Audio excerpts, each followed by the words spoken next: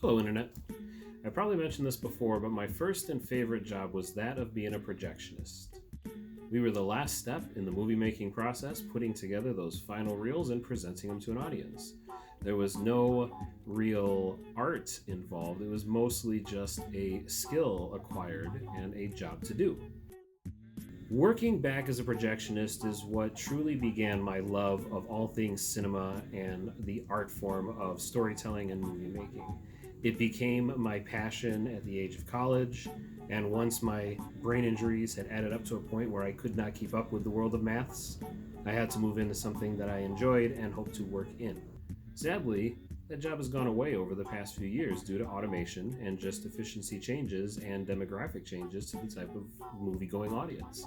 Everyone got a TV in their house and a stereo system or a 5.7.1 surround system that, rivals any movie theater you could go to. So, theaters have changed, and in a cost cutting move, they had to eliminate the job of projectionists. That's something I think about a lot because I was alive to watch an entire generation of people lose their jobs and livelihood when it became not cost efficient to keep them around.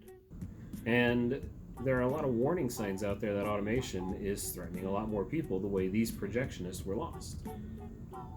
Don't necessarily know if it's all doomsday, but there are some people that I've heard talk that make me think we should be careful. So, Booth Monkeys, the basic premise looks at three characters having to deal with the 5 stages of grief. The Kubler-Ross 5 stages of grief talk about the idea that when you are dealt with a traumatic situation, you go through 5 main stages of grief. The first one being anger and sadness, or sadness and anger, depending on which flow you go. Then comes about a depression and a little bit of bargaining before you finally reach the stage of acceptance. I want to take those 5 stages of grief and bury them into the story of each of these characters suffering through those 5 stages. The 3 main characters are going to be the elderly statesman projectionist who's been doing it forever and is watching his entire career end in that moment, the middle-aged projectionist who is just starting a career and having to watch his world change all around him, and then the other projectionist who is willing to accept the technological change and is able to continue to adapt and find a way to make that job work. I've always called it the movie lovers movie about movie lovers because it puts you in the setting of the golden age of movies. All these Marvel cinematic universes and great cinema that's coming out now started back in the early 2000s when Spider-Man and Spider-Man 2 and, other movies too, Rings and The Matrices, and these movies were the time I spent as a projectionist, where I made my closest friends, where I had the dream job, and I was truly living the best life. Well, as life has gotten more complicated, I think it's interesting to add some of the fun stories of my life journey into these characters' journeys themselves. So watching them have to deal with the loss of their career only to realize that the true moral of the story is that you must adapt and overcome, and that the more you train yourself, the better off you'll be. With one of the lead main characters realizing that the future is better off with more people working in the healthcare or trades industries. I got into the arts, I got into media. When I first got in, it was truly just for a love of cinema. Then as I spent more time in it, I realized that I could help employ people, and I could help educate people towards some certain truths that I feel that I found growing up and living here on this planet.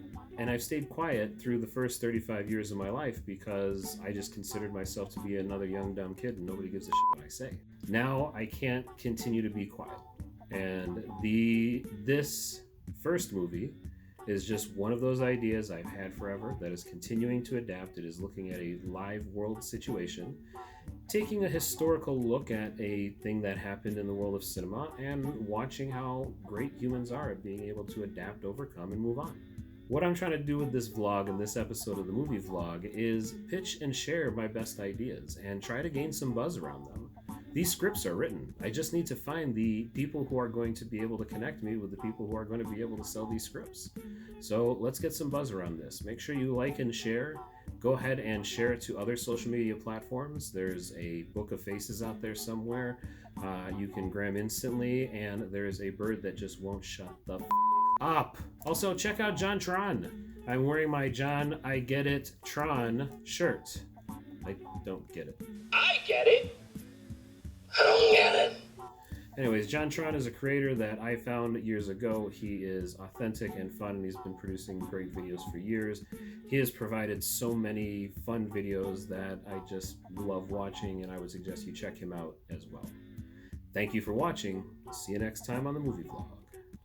Or the regular vlog. Or the dog vlog. Where are those dogs?